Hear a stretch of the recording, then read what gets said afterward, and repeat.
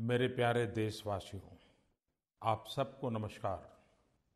बीते दिनों जम्मू कश्मीर के उरी सेक्टर में एक आतंकी हमले में हमारे देश के 18 वीर सपूतों को हमने खो दिया।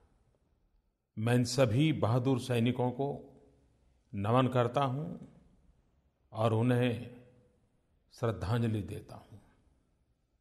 इस कायराना घटना पूरे देश को झकझोरने के लिए काफी थी। देश में शोक भी है, आक्रोश भी है, और ये क्षति सिर्फ उन परिवारों की नहीं है जिन्होंने अपना बेटा खोया, भाई खोया, पति खोया। ये क्षति पूरे राष्ट्र की है। और इसलिए मैं देशवासियों को आज इतना ही कहूंगा, और जो मैंने उसी दिन कहा था, मैं आज उसको फिर से दोहराना चाहता हूं कि दोषी सजा पाकर के ही रहेंगे। मेरे प्यारे देशवासियों, हमें हमारी सेना पे भरोसा है। वे अपने पराक्रम से ऐसी हर साजिश को नाकाम करेंगे और देश के 125 करोड़ देशवासी सुख चैन की जिंदगी जी सके, इसके लिए वो पराक्रम की पराकाष्ठा करने वाले लोग हैं। हमारी सेना पर हमें नाज है। हम नागरिकों के लिए, राजनेताओं के लिए बोलने के कई अवसर होते हैं। हम बोलते भी हैं, लेकिन सेना बोलती नहीं है। सेना पराक्रम करती है। मैं आज कश्मीर के नागरिकों से भी विशेष रूप से बात करना चाहता हूं। कश्मीर के नागरिक देश विरोधी ताकतों को भली भांति समझने लगे हैं, और जैसे जैसे सच्चाई समझने लगे हैं, वे ऐसे तत्वों से अपने आप को अलग करके शांति के मार्ग पर चल पड़े हैं। हर माँ बाप की इच्छा है कि जल्द से जल्द स्कूल कॉलेज पूरी तरह काम करे। किसानों को भी लग रहा है कि उनकी जो फल वगैरह तैयार हुए हैं वो हिंदुस्तान भर के मार्केट में पहुँचे। आर्थिक कारोबार भी ठीक ढंग से चले, और पिछले कुछ दिनों से कारोबार सुचारू रूप से चलना शुरू भी हुआ है। हम सब जानते हैं, शांति, एकता और सद्भावना ही हमारी समस्याओं का समाधान का रास्ता भी है, हमारी प्रगति का रास्ता भी है, हमारे विकास का भी रास्ता है। हमारी भावी पीढ़ियों के लिए हमने विकास की नई ऊंचाइयों को पार करना है। मुझे विश्वास है कि हर समस्या का समाधान हम मिल बैठ करके खोजेंगे, रास्ते निकालेंगे, और साथ साथ कश्मीर की भावी पीढ़ी के लिए उत्तम मार्ग भी प्रशस्त करेंगे। कश्मीर के नागरिकों की सुरक्षा और उसका हम भली भांति पालन करेंगे। कभी-कभार हम जो सोचते हैं उससे अलग से सोचने वाले भी लोग नए नए विचार रखते हैं। सोशल मीडिया में इन दिनों मुझे बहुत कुछ जानने का अवसर मिलता है। हिंदुस्तान के हर कोने से हर प्रकार के लोगों के भावों को जानने समझने का अवसर मिलता है, और ये लोकतंत्र की ताकत को बढ़ावा देता है। पिछले दिनों 11वीं कक्षा के हर्षवर्धन नाम के एक नौजवान ने मेरे सामने एक अलग प्रकार का विचार रखा। उसने लिखा है, उरी आतंकवादी हमले के बाद मैं बहुत विचलित था। कुछ कर गुजरने की तीव्र लालसा थी, लेकिन करने का कुछ रास्ता नहीं सूझ रहा था, और मुझ जैसा एक छोटा सा विद्यार्थी क्या कर सकता है। तो मेरे मन में आया कि मैं भी देश हित के लिए काम कैसे आऊं, और मैंने संकल्प किया कि मैं रोज 3 घंटे अधिक पढ़ाई करूंगा, देश के काम आ सकूं ऐसा योग्य नागरिक बनूंगा। भाई हर्षवर्धन, आक्रोश के इस माहौल में इतनी छोटी उम्र में आप स्वस्थता से सोच सकते हो, यही मेरे लिए खुशी की बात है। लेकिन हर्षवर्धन, मैं ये भी कहूँगा कि देश के नागरिकों के मन में जो आक्रोश है, उसका एक बहुत बड़ा मूल्य है। ये राष्ट्र की चेतना का प्रतीक है। ये आक्रोश भी कुछ कर गुजरने के इरादों वाला है। हाँ, आपने एक कंस्ट्रक्टिव अप्रोच से उसको प्रस्तुत किया। लेकिन आपको पता होगा, जब 1965 की लड़ाई हुई, लाल बहादुर शास्त्री जी हमारा नेतृत्व कर रहे थे और पूरे देश में ऐसा ही एक जज्बा था, आक्रोश था, देशभक्ति का ज्वार था। हर कोई कुछ न कुछ हो ऐसा चाहता था, कुछ न कुछ करने का इरादा रखता था। तब लाल बहादुर शास्त्री जी ने बहुत ही उत्तम तरीके से देश के इस भाव विश्व को स्पर्श करने का बड़ा ही प्रयास किया था और उन्होंने जय जवान जय किसान मंत्र देकर के देश के सामान्य मानवी को देश के लिए कार्य कैसे करना उसकी प्रेरणा दी थी। बम बंदूक की आवाज के बीच देशभक्ति को प्रकट करने का और भी एक रास्ता हर नागरिक के लिए होता है, ये लाल बहादुर शास्त्री जी ने प्रस्तुत किया था। महात्मा गांधी भी जब आजादी का आंदोलन चलाते थे, आंदोलन जब तीव्रता पर होता था और आंदोलन में एक पड़ाव की जरूरत होती थी, तो वे आंदोलन की उस तीव्रता को समाज के अंदर रचनात्मक कामों की ओर प्रेरित करने के लिए बड़े सफल प्रयोग करते थे।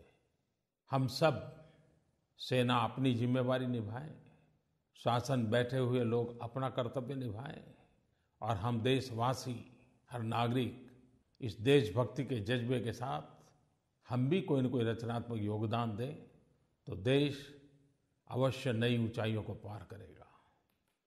मेरे प्यारे देशवासियों, श्रीमान टी.एस. कार्तिक ने मुझे नरेंद्र मोदी ऐप पर लिखा कि पैरालंपिक में जो एथलीट गए थे, उन्होंने इतिहास रचा और उनका प्रदर्शन ह्यूमन स्पिरिट की जीत है। श्रीमान वरुण विश्वनाथन ने भी नरेंद्र मोदी ऐप पर लिखा कि हमारे एथलीट ने बहुत ही अच्छा काम किया, आपको मन की बात में उसका जिक्र करना चाहिए। आप दो नहीं, देश के हर व्यक्ति को पैरालंपिक में हमारे खिलाड़ियों के प्रति एक इमोशनल अटैचमेंट हुआ है। शायद खेल से भी बढ़कर इस पैरालंपिक ने और हमारे खिलाड़ियों के प्रदर्शन ने मानवता के दृष्टिकोण को, दिव्यांग के प्रति देखने के दृष्टिकोण को पूरी तरह बदल दिया है। और मैं हमारी एक विजेता बहन दीपा मलिक की उस बात को कभी नहीं भूल पाऊंगा। जब उसने मेडल प्राप्त किया तो उसने ये कहा कि इस मेडल से मैंने विकलांगता को ही पराजित कर दिया है। इस वाक्य में बहुत बड़ी ताकत है। इस बार पैरालंपिक में हमारे देश से 3 महिलाओं समेत 19 एथलीटों ने हिस्सा लिया। बाकी खेलों की तुलना में जब दिव्यांग खेलते हैं तो शारीरिक क्षमता, खेल का कौशल्य, इस सबसे भी बड़ी बात होती है इच्छा शक्ति, संकल्प शक्ति। आपको ये जानकर के सुखद आश्चर्य होगा कि हमारे खिलाड़ियों ने अब तक का सर्वश्रेष्ठ प्रदर्शन करते हुए 4 पदक हासिल किए हैं। 2 स्वर्ण, 1 रजत, 1 कांस्य पदक शामिल है। गोल्ड मेडल प्राप्त करने वाले भाई देवेंद्र जाजरिया भाला फेंक में वो दोबारा गोल्ड मेडल लाए और 12 साल के बाद दोबारा ले आए हैं। 12 साल में उम्र बढ़ जाती है, एक बार गोल्ड मेडल बनने के बाद कुछ जज्बा भी कम हो जाता है। लेकिन देवेंद्र ने दिखा दिया कि शरीर की अवस्था, उम्र का बढ़ना उनके संकल्प को कभी भी ढीला नहीं कर पाया और 12 साल के बाद दोबारा गोल्ड मेडल ले आए। और वो जन्म से दिव्यांग नहीं थे, बिजली का करंट लगने के कारण उनको अपना एक हाथ गंवाना पड़ा था। आप सोचिए, जो इंसान 23 साल की उम्र में पहला गोल्ड मेडल प्राप्त करे और 35 साल की उम्र में दूसरा गोल्ड मेडल प्राप्त करे, उन्होंने जीवन में कितनी बड़ी साधना की होगी। मरियप्पन थंगावेलु हाई जंप में स्वर्ण पदक जीता, और थंगावेलु ने सिर्फ 5 साल की उम्र में अपना दाहिना पैर खो दिया था। गरीबी भी उनके संकल्प के आड़े नहीं आई। न वो बड़े शहर के रहने वाले हैं, न मध्यम वर्ग या अमीर परिवार से हैं। 21 साल की उम्र में कठिनाइयों भरी जिंदगी से गुजरने के बावजूद भी, शारीरिक कठिनाइयों के बावजूद भी संकल्प के सामर्थ्य से देश को मेडल दिलवा दिया। एथलीट दीपा मलिक के नाम पर तो कई प्रकार के विजय पताकाएं फहराने का उनके नाम के साथ जुड़ चुका है। वरुण सिंह भाटी ने ऊंची कूद में कांस्य पदक हासिल किया। पैरा ओलंपिक के मेडल, उसका महात्म्य तो है ही है। हमारे देश में, हमारे समाज में, हमारे अड़ोस पड़ोस में हमारे जो दिव्यांग भाई बहन हैं, उनके तरफ देखने के लिए इस मेडलों ने बहुत बड़ा काम किया है। हमारी संवेदनाओं को तो जगाया है, लेकिन इन दिव्यांग जनों के प्रति देखने के दृष्टिकोण को भी बदला है। बहुत कम लोगों को मालूम होगा कि इस बार के पैरा ओलंपिक में ये दिव्यांग जनों ने कैसा पराक्रम किया है। कुछ ही दिनों पहले उसी स्थान पर ओलंपिक स्पर्धा हुई। कोई सोच सकता है कि जनरल ओलंपिक के रिकॉर्ड को दिव्यांग लोगों ने भी ब्रेक कर दिया, तोड़ दिया। इस बार हुआ है। 1500 मीटर की जो दौड़ होती है, उसमें जो ओलंपिक स्पर्धा थी, उसमें गोल्ड मेडल प्राप्त करने वाले ने जो रिकॉर्ड बनाया था, उससे दिव्यांग की स्पर्धा में अल्जीरिया के अब्देल लतीफ बाका ने 1.7 सेकंड कम समय में 1500 मीटर दौड़ में एक नया रिकॉर्ड बना दिया। इतना ही नहीं, मुझे ताज्जुब तो तब हुआ कि दिव्यांग जनों में जिसका चौथा नंबर आया, धावक के नाते कोई मेडल नहीं मिला, वो जनरल धावकों में गोल्ड मेडल पाने वाले से भी कम समय में दौड़ा था। मैं फिर एक बार हमारे इन सभी खिलाड़ियों को बहुत बहुत बधाई देता हूं और आने वाले दिनों में भारत पैरा ओलंपिक के लिए भी, उसके विकास के लिए भी एक सुचारू योजना बनाने की दिशा में आगे बढ़ रहा है। मेरे प्यारे देशवासियों, पिछले सप्ताह मुझे गुजरात के नवसारी में कई अद्भुत अनुभव हुए। बड़ा इमोशनल पल था मेरे लिए। दिव्यांग जनों के लिए एक मेगा कैंप भारत सरकार का लगाया गया था और कई सारे वर्ल्ड रिकॉर्ड हो गए उस दिन। और वहाँ मुझे एक छोटी सी बिटिया, जो दुनिया देख नहीं सकती है, गौरी शार्दुल, और वो भी डांग जिले के दूर सुदूर जंगलों से आई हुई, और बहुत छोटी बच्ची थी। उसने मुझे काव्यमय पठन के द्वारा पूरी रामायण, उसको मुखपाठ है, उसने मुझे कुछ अंश सुनाए भी, और वो मैंने वहाँ लोगों के सामने भी प्रस्तुत किया तो लोग हैरान थे।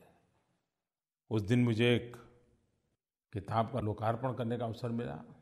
उन्होंने कुछ दिव्यांगजनों के जीवन की साफल्य गाथाओं को संग्रहित किया था। बड़ी प्रेरक घटनाएं थी। भारत सरकार ने नवसारी की धरती पर विश्व रिकॉर्ड किया, जो महत्वपूर्ण मैं मानता हूं। 8 घंटे के भीतर भीतर 600 दिव्यांगजन जो सुन नहीं पाते थे, उनको सुनने के लिए मशीनें फीड करने का सफल प्रयोग किया। Guinness book of world record में उसको स्थान मिला।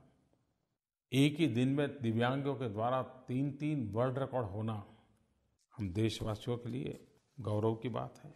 मेरे प्यारे देशवासियों, 2 साल पहले 2 अक्टूबर को पूज्य बापू के जन्म जयंती पर स्वच्छ भारत मिशन को हमने प्रारंभ किया था।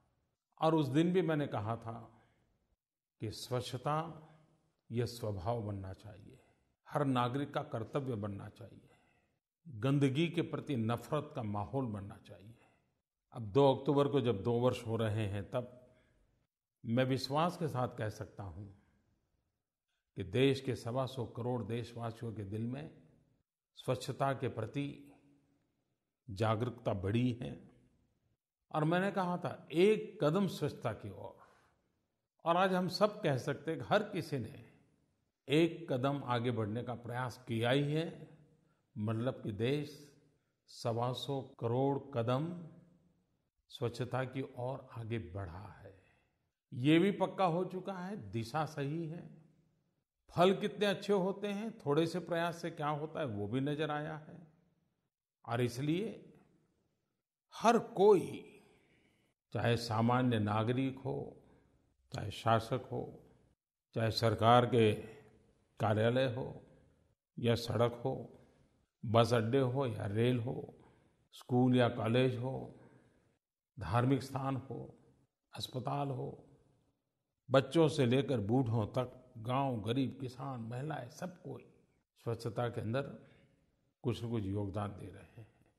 मीडिया के मित्रों ने भी एक सकारात्मक भूमिका निभाई है।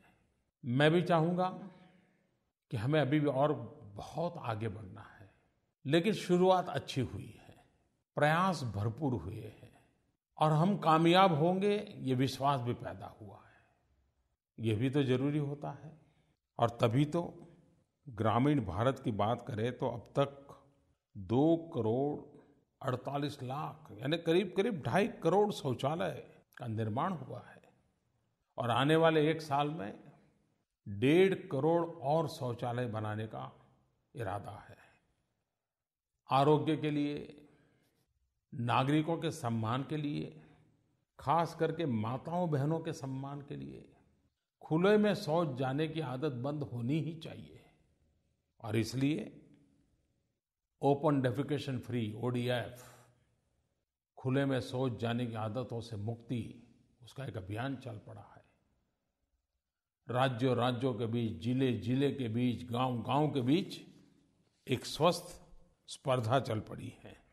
आंध्र प्रदेश, गुजरात और केरल खुले में शौच जाने की आदत से मुक्ति की दिशा में बहुत ही निकट भविष्य में पूर्ण सफलता प्राप्त करेंगे। मैं भी गुजरात गया था तो मुझे अफसरों ने बताया कि पोरबंदर, जो कि महात्मा गांधी का जन्म स्थान है, इस 2 अक्टूबर को पोरबंदर पूरी तरह ODF का लक्ष्य सिद्ध कर लेगा। जिन्होंने इस काम को किया है उसको बधाई, जो करने का प्रयास कर रहे हैं उनको शुभकामनाएं।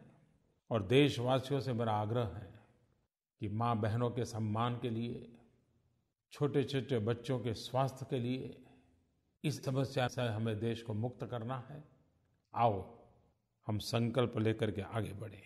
खास करके मैं नौजवान मित्र जो कि आजकल टेक्नोलॉजी का भरपूर उपयोग करते हैं, उनके लिए एक योजना प्रस्तुत करना चाहता हूँ।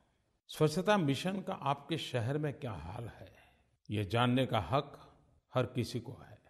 और इसके लिए भारत सरकार ने एक टेलीफोन नंबर दिया है, 1969। हम जानते हैं 1869 में महात्मा गांधी का जन्म हुआ था। 1969 में हमने महात्मा गांधी की शताब्दी मनाई थी और 2019 में महात्मा गांधी की 150वीं जयंती मनाने वाले हैं। ये 1969 नंबर, उस पर आप फोन करके न सिर्फ अपने शहर में शौचालयों के निर्माण की स्थिति जान पाएंगे, बल्कि शौचालय बनवाने के लिए आवेदन भी कर पाएंगे। आप जरूर उसका लाभ उठाएं। इतना ही नहीं, सफाई से जुड़ी शिकायतों और उन शिकायतों के समाधान की स्थिति जानने के लिए एक स्वच्छता ऐप की शुरुआत की है। आप इसका भरपूर फायदा उठाएं, खास करके यंग जनरेशन फायदा उठाएं। भारत सरकार ने कॉरपोरेट वर्ल्ड को भी अपील की है कि वे आगे आएं, स्वच्छता के लिए काम करना जो चाहते हैं ऐसे यंग प्रोफेशनल्स को स्पॉन्सर करें। झीलों के अंदर स्वच्छ भारत फेलोज के रूप में उनको भेजा जा सकता है। ये स्वच्छता अभियान सिर्फ संस्कारों तक सीमित रहने से भी बात बनती नहीं है। स्वच्छता स्वभाव बन जाए, इतने से ही काफी नहीं है।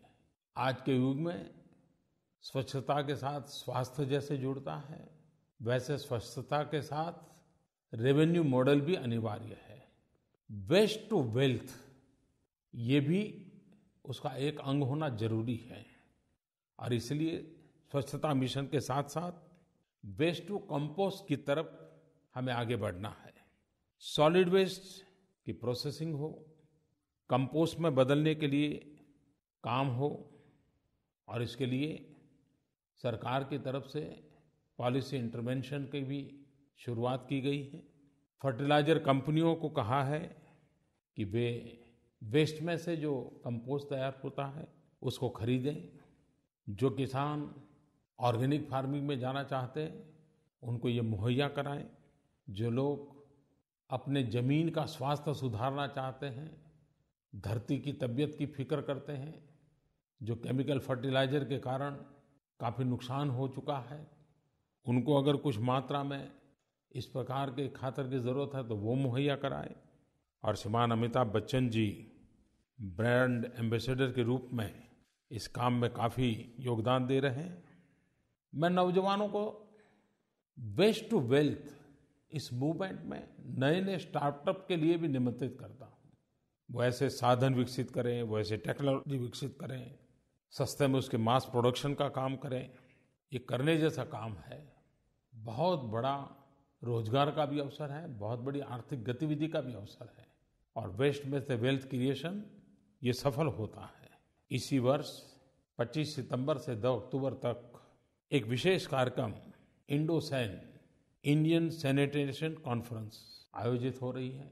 देश भर से मंत्री, मुख्यमंत्री, महानगरों के मेयर, कमिश्नर ये सब मिलकर के सिर्फ और सिर्फ स्वच्छता इसी पर गहन चिंतन मनन करने वाले हैं। टेक्नोलॉजी में क्या हो सकता है, फाइनेंशियल मॉडल क्या हो सकता है, जन भागीदारी कैसे हो सकती है, रोजगार के अवसर इस पर कैसे बढ़ाए जा सकते हैं, सब विषयों पर चर्चा होने वाली है। और मैं तो देख रहा हूं कि लगातार स्वच्छता के लिए नई नई खबरें आती रहती हैं।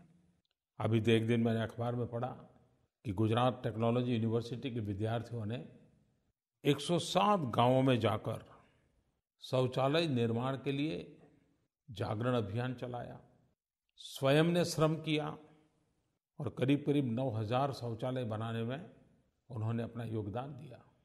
पिछले दिनों आपने देखा होगा विंग कमांडर परमवीर सिंह की अगुवाई में एक टीम ने तो गंगा में देवप्रयाग से लेकर के गंगा सागर तक 2,800 किलोमीटर की यात्रा तैर करके की और स्वच्छता का संदेश दिया। भारत सरकार ने भी अपने अपने विभागों ने एक साल भर का कैलेंडर बनाया है। हर डिपार्टमेंट 15 दिन विशेष रूप से स्वच्छता पर फोकस करता है। आने वाले अक्टूबर महीने में 1 से 15 अक्टूबर तक drinking water and sanitation department, panchayat Raj department, rural development department, ये तीनों मिल करके अपने अपने क्षेत्र में स्वच्छता का रोड मैप बना करके काम करने वाले हैं।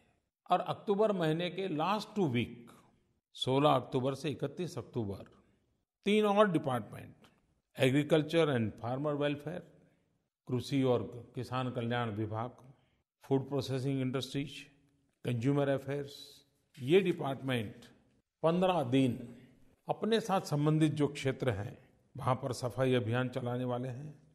मेरा नागरिकों से भी अनुरोध है कि ये विभागों के द्वारा जो काम चलते हैं उसमें आपका कहीं संबंध आता है तो आप भी जुड़ जाइए। आपने देखा होगा इन दिनों स्वच्छता का सर्वे अभियान भी चलता है।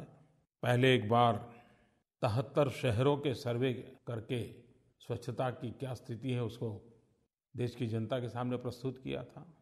अब 1 लाख से ऊपर जनसंख्या वाले जो 500 के करीब शहर है उनकी बारी है और इसके कारण हर शहर के अंदर एक विश्वास पैदा होता है कि चलो भाई हम पीछे रह गए, अब अगली बार हम कुछ अच्छा करेंगे। एक स्वच्छता की स्पर्धा का माहौल बना है। मैं आशा करता हूं कि हम सभी नागरिक इस अभियान में जितना योगदान दे सकते हैं देना चाहिए। आने वाली 2 अक्टूबर महात्मा गांधी और लाल बहादुर शास्त्री जी की जन्म जयंती है। स्वच्छ भारत मिशन को 2 वर्ष हो रहे हैं। मैं गांधी जयंती से दिवाली तक खादी का कुछ न कुछ खरीदने के लिए तो आग्रह करता ही रहता हूँ। इस बार भी मेरा आग्रह है कि हर परिवार में कोई न कोई खादी की चीज होनी चाहिए ताकि गरीब के घर में दिवाली का दिया जल सके। इस 2 अक्टूबर को जबकि रविवार है, एक नागरिक के नाते हम स्वयं स्वच्छता में कहीं न कहीं जुड़ सकते हैं क्या? 2 घंटे, 4 घंटे फिजिकली आप सफाई के काम में अपने आप को जोड़िए। और मैं आपसे कहता हूं कि आप जो सफाई अभियान में जुड़े, उसकी एक फोटो मुझे नरेंद्र मोदी ऐप पर आप शेयर कीजिए। वीडियो हो तो वीडियो शेयर कीजिए। देखिए, पूरे देश में हम लोगों के प्रयास से फिर एक बार इस आंदोलन को नई ताकत मिल जाएगी, नई गति मिल जाएगी। महात्मा गांधी और लाल बहादुर शास्त्री को पुण्य स्मरण करते हुए हम देश के लिए कुछ न कुछ करने का संकल्प करें। मेरे प्यारे देशवासियों, जीवन में देने का अपने आप में एक आनंद होता है। कोई उसे रिकॉग्नाइज करे या न करे, देने की खुशी अद्भुत होती है। और मैंने तो देखा पिछले दिनों, जब गैस सब्सिडी छोड़ने के लिए मैंने कहा और देशवासियों ने जो उसको रिस्पॉन्ड किया, वो अपने आप में एक बहुत बड़ी प्रेरक घटना है भारत के राष्ट्रीय जीवन की। इन दिनों हमारे देश में कई नौजवान, छोटे मोटे संगठन, कॉर्पोरेट जगत के लोग, स्कूलों के लोग, कुछ एनजीओ, ये सब मिल करके 2 अक्टूबर से 8 अक्टूबर कई शहरों में जॉय ऑफ गिविंग वीक मनाने वाले हैं। जरूरतमंद लोगों को खाने का सामान, कपड़े, ये सब एकत्र कर करके वो पहुंचाने का उनका अभियान है। मैं जब गुजरात में था तो हमारे सारे कार्यकर्ता गलियों में निकलते थे और परिवारों के पास जो पुराने खिलौने होते थे उसका दान में मांग करते थे। और जो खिलौने आते थे वो गरीब बस्ती की जो आंगनवाड़ी होती थी उसमें भेंट दे देते थे। उन गरीब बालों के लिए वो खिलौने, इनका अद्भुत आनंद देख करके ऐसा लगता था कि वाह। मैं समझता हूँ कि ये जो जॉय ऑफ गिविंग वीक है, जिन शहरों में होने वाला है, इन नौजवानों के उत्साह को हमने प्रोत्साहन देना चाहिए, उनको मदद करनी चाहिए। एक प्रकार का ये दान उत्सव है। जो नौजवान इस काम में लगे हैं उनको मैं हृदय से बहुत बहुत शुभकामनाएं देता हूं। मेरे प्यारे देशवासियों, आज 25 सितंबर है। पंडित दीनदयाल उपाध्याय जी की जन्म जयंती का आज अवसर है और आज से उनके जन्म की शताब्दी वर्ष का प्रारंभ हो रहा है। मेरे जैसे लाखों कार्यकर्ता जिस राजनीतिक विचारधारा को लेकर के काम कर रहे हैं, उस राजनीतिक विचारधारा को व्याख्यायित करने का काम, भारत के जड़ों से जुड़ी हुई राजनीति के पक्षकार, भारत की सांस्कृतिक विरासत को पुरस्कृत करने के प्रयास वाली विचारधारा के साथ जिन्होंने अपना एक राजनीतिक दर्शन दिया, एकात्म मानव दर्शन दिया, वैसे पंडित दीनदयाल जी की शताब्दी का वर्ष आज प्रारंभ हो रहा है। सर्वजन हिताय सर्वजन सुखाय, अंत्योदय का सिद्धांत ये उनकी देन रही है। महात्मा गांधी भी आखिरी छोर के व्यक्ति के कल्याण की बात करते थे। विकास का फल गरीब से गरीब व्यक्ति को कैसे मिले, हर हाथ को काम, हर खेत को पानी, 2 ही शब्दों में पूरा आर्थिक एजेंडा उन्होंने प्रस्तुत किया था। देश उनकी जन्म शताब्दी वर्ष को गरीब कल्याण वर्ष के रूप में मनाए। समाज का, सरकारों का, हर किसी का ध्यान विकास के लाभ गरीब को कैसे मिले उस पर केंद्रित हो, और तभी जाकर के देश को हम गरीबी से मुक्ति दिला सकते हैं। मैं पिछले दिनों जहाँ प्रधानमंत्री का निवास स्थान है, जो अब तक अंग्रेजों के ज़माने से रेस कोर्स रोड के रूप में जाना जाता था, पंडित दीनदयाल उपाध्याय जन्म शताब्दी वर्ष निमित्त प्रधानमंत्री के निवास स्थान वाले उस मार्ग का नाम लोक कल्याण मार्ग कर दिया गया है। वो उसी शताब्दी वर्ष के गरीब कल्याण वर्ष का ही एक प्रतीकात्मक स्वरूप है। हम सब के प्रेरणा पुरुष, हमारी वैचारिक धरोहर के धनी श्रद्धेय पंडित दीनदयाल उपाध्याय जी को आदरपूर्वक नमन करता हूँ। मेरे प्यारे देशवासियों, विजयादशमी के दिन ही 2 साल पहले मन की बात की मैंने शुरुआत की थी। इस विजयादशमी के पर्व पर 2 वर्ष पूर्ण हो जाएंगे। मेरी ये प्रामाणिक कोशिश रही थी कि मन की बात ये सरकारी कामों के गुणगान करने का कार्यक्रम नहीं बनना चाहिए। ये मन की बात राजनीतिक छींटाकशी का कार्यक्रम नहीं बनना चाहिए। ये मन की बात आरोप प्रत्यारोप का कार्यक्रम नहीं बनना चाहिए। 2 साल तक भांति-भांति के दबावों के बावजूद भी कभी-कभी तो मन लालायित हो जाए, इस प्रकार के प्रलोभनात्मक वातावरण के बावजूद भी कभी-कभी नाराजगी से कोई बात बताने का मन कर जाए, यहाँ तक दबाव पैदा हुए। लेकिन आप सबके आशीर्वाद से मन की बात को उन सब से बचाए रख करके सामान्य मानवी से जुड़ने का मेरा प्रयास रहा। इस देश का सामान्य मानवी मुझे किस प्रकार से प्रेरणा देता रहता है, इस देश के सामान्य मानवी की आशा आकांक्षाएं क्या हैं, और मेरे दिलो दिमाग पर जो देश का सामान्य नागरिक छाया रहता है, वो ही मन की बात में हमेशा हमेशा प्रकट होता रहा। देशवासियों के लिए मन की बात जानकारियों का अवसर हो सकता है। मेरे लिए मन की बात मेरे 125 करोड़ देशवासियों की शक्ति का एहसास करना, मेरे देश के 125 करोड़ देशवासियों के सामर्थ्य को बार बार स्मरण करना और उसी से कार्य की प्रेरणा पाना, यही मेरे लिए कार्यक्रम बना। मैं आज 2 वर्ष इस सप्ताह जब पूर्ण हो रहे हैं, तब मन की बात को आपने जिस प्रकार से सराहा, जिस प्रकार से संवारा, जिस प्रकार से आशीर्वाद दिए, मैं इसके लिए भी सभी श्रोताजनों का हृदय से आभार व्यक्त करता हूँ। मैं आकाशवाणी का भी आभारी हूँ कि उन्होंने मेरी इन बातों को न सिर्फ प्रसारित किया, लेकिन उसको सभी भाषाओं में पहुंचाने के लिए भरसक प्रयास किया। मैं उन देशवासियों का भी आभारी हूँ कि जिन्होंने मन की बात के बाद चिट्ठियां लिख करके, सुझाव दे करके सरकार के दरवाजों को खटखटाया, सरकार की कमियों को उजागर किया, और आकाशवाणी ने ऐसे पत्रों पर विशेष कार्यक्रम करके सरकार के लोगों को बुला करके समस्याओं के समाधान के लिए प्लेटफॉर्म प्रदान किया।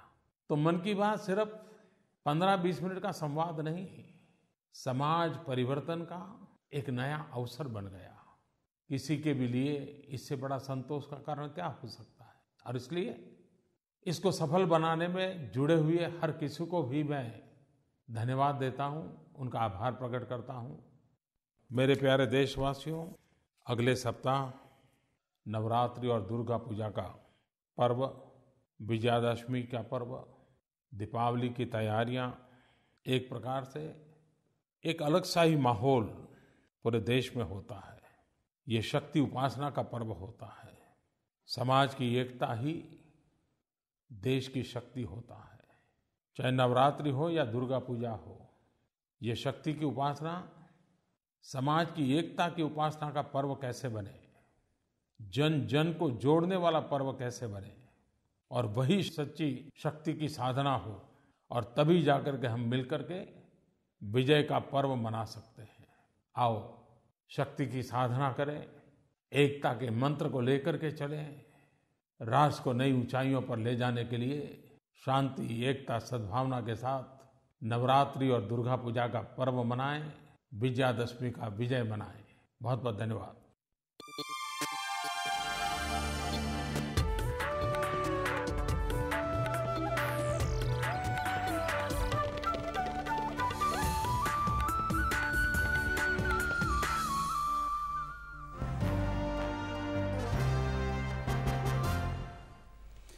हमारे इस खास कार्यक्रम में आपका स्वागत है। अभी अभी हमने सुना प्रधानमंत्री को उनके कार्यक्रम मन की बात में, और तमाम मुद्दों पे उन्होंने अपने मन की बातें सामने रखी, जनता से जो संवाद